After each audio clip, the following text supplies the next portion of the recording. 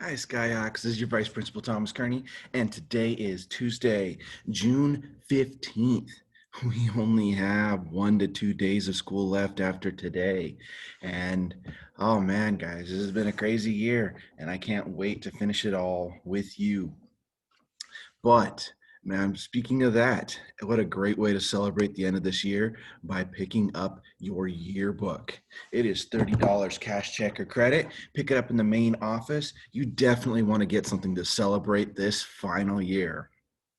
In addition, if you're interested in football or cheerleading and you're an eighth grader, so you want to do these things at the high school, make sure you check out my comments below because there is not much time left to be signing up for those things. Otherwise, you might have to wait a whole nother year. I'd also like to talk about laptops and technology.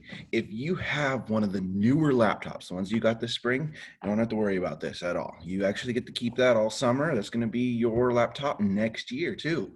But if you have any of the older laptops, the older ones that you got at the beginning of the year or anything before the spring, if you have any cases with those, if you have any chargers with those, you need to get those back this week before the 17th, which is the last day of school. Otherwise, you're going to see some fines on your account, which can prevent your access to other things going forward.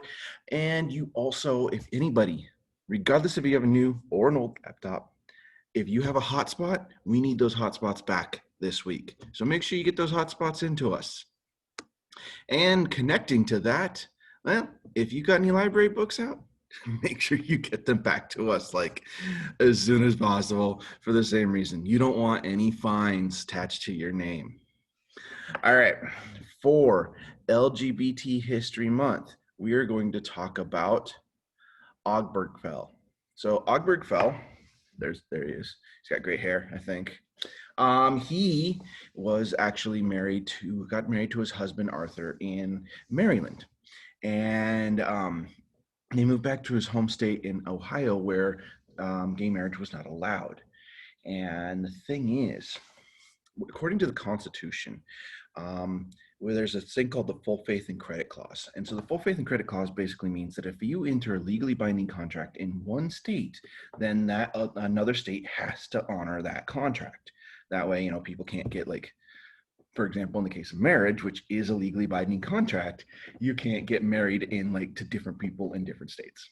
So the question is, if one state legally recognizes a person's marriage, according to the Constitution, which says that another state should recognize it, so what happens when one state is saying, oh, gay marriage is okay, and another state says it's not?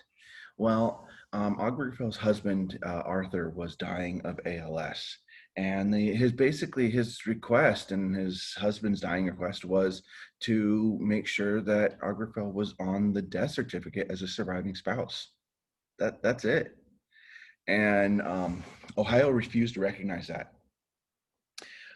So he sued, and he actually won and to put the name on there. But then the governor of Ohio sued back and said nope. And they went up to a higher court. He lost, so they went to the Supreme Court. And the Supreme Court ruled that again, according to the Constitution, if a marriage is recognized in one state, then it's recognized in all states. And it was this actually Supreme Court case, and this is pretty recent. This is only about 10 years ago. Gay marriage became legally recognized throughout all the country, effectively because if one state recognizes it, all the other states have to too. So gay marriage became legal right then. All right, now we got to get to our super fights. So for our Thor versus Superman, the most participation we've had all year long, well, the winner was Soups. Honestly, there was a few times where I was a bit worried this guy might not make it, but he made it all the way to the end. And, you probably shouldn't be surprised. It's freaking Superman. But Superman, there was 100 votes from you guys. Seriously, 100. And Superman won by 6, which kind of goes to show you how easily democracy can flip.